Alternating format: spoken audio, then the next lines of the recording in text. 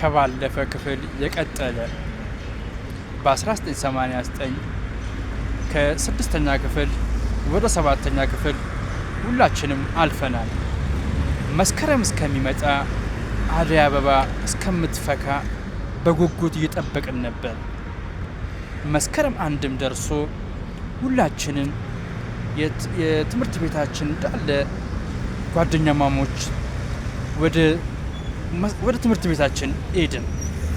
ትምህርት ቤታችን ከሄድንም በኋላ ሁሉም ወደ የሰሌዳው እያየ የስም ዝርዝሩን እያየ ነበር።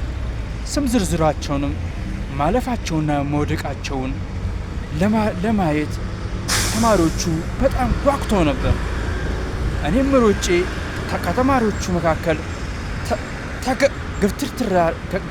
ገፍትሬያቸው የኔንና የመቅደስን ስም ለማየት በጣም ጓጉቼ ነበር። ሮጬ ሳይ የኔን ስም አይቼዋል። የኔ ስም አገኘሁት።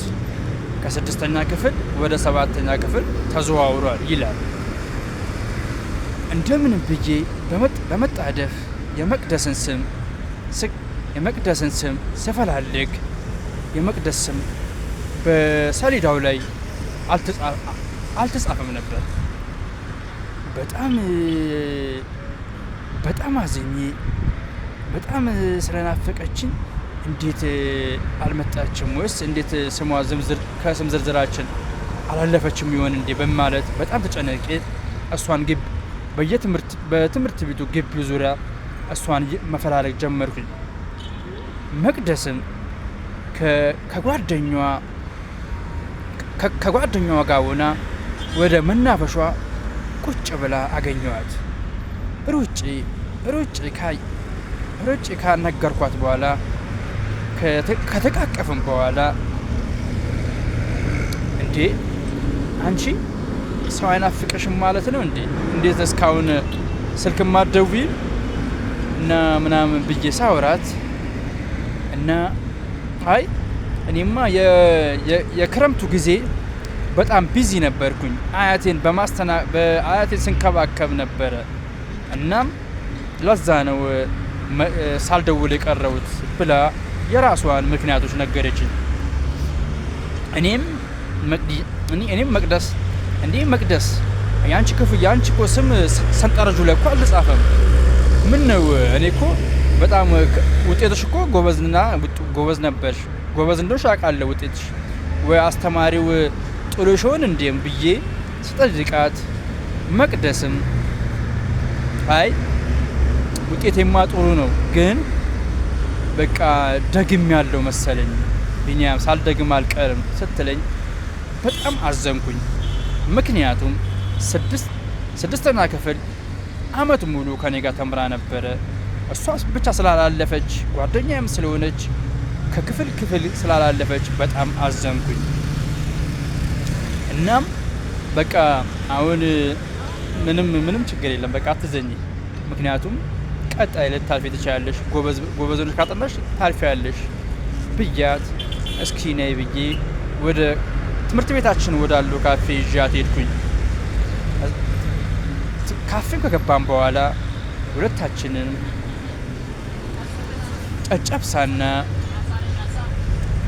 ጨጨብሳና ብስኩት በሻይ ከበላን በኋላ ሁለታችንም በቃ አሁን እንደምታዩ ትምህርት ተጀምሯል እና ምንም ሀሳብ አይግባሽ፣ ቀጣይ በደንብ ካጠናሽ የትም ማለፍ ትችያለሽ፣ ደግሞ አይዞሽ እሺ ምናምን ብያት ከትምህርት ቤቱ ወጥተን አብረን ወክ እያደረግን እስከ ቤቷ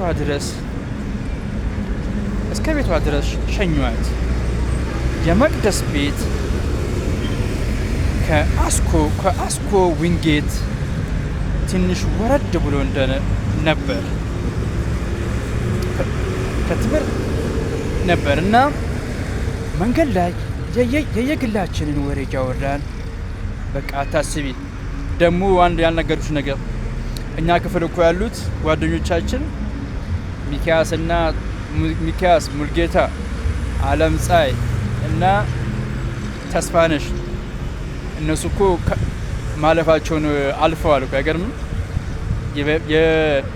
የትምህርት ቤታችን የሰሌዳው ላይ የእነሱን ስም ዝርዝር እኮ አነበብኩት አይገርምም? ብዬ እያወራን እየተጨዋወትን እስከ አስኮ እስከ ቤቷ ድረስ ሸኘዋት።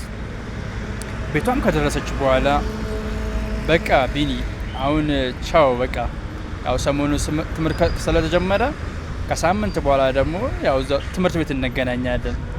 ለማንኛውም ቻው ደህና ዋል ብለኝ ተሰናብታኝ ወደ ቤቷ ሄደች። እኔም ከአስኮ እስከ ጊዮርጊስ ቤተክርስቲያን ድረስ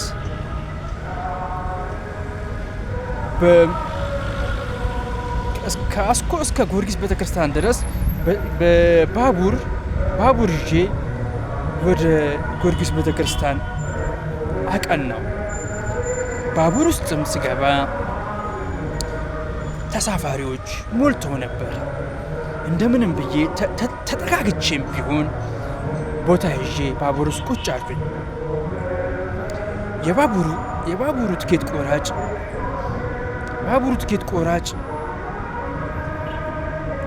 ትኬት ቆራጭ መጣና ሁላችንንም ታለ አንተ ትኬት አውጣ እሺ ታለ ትኬት ቆረጥከው እያለ እያንዳንዱን ትኬት ይሰበስብ ነበር።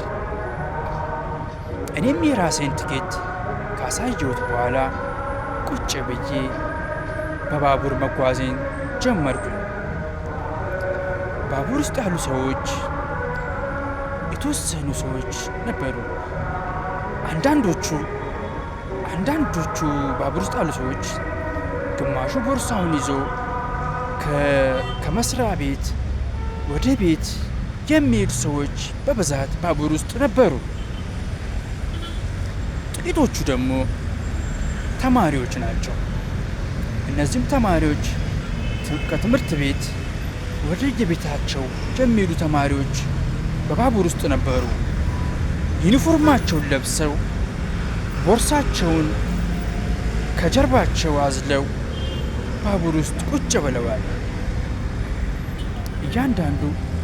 እያንዳንዱ ሰው በየራሱ የጉዞ ዘርፍ ላይ በመሰማራቱ ሁሉም እያተኮረ የባቡሩን ፌርማታ ይከታተል ነበር። እኔም ልክ ጊዮርጊስ ጋር ሲደርስ የባቡሩ ራሱ ፌርማታው ወራጅ ብሎ በሩን ከፈተ። በሩን ሲከፍትልኝ ሮጬ ወጥቼ ወደ ሰፈሬ አቀናው። ስላዳመጣችሁ በጣም አመሰግናለሁ።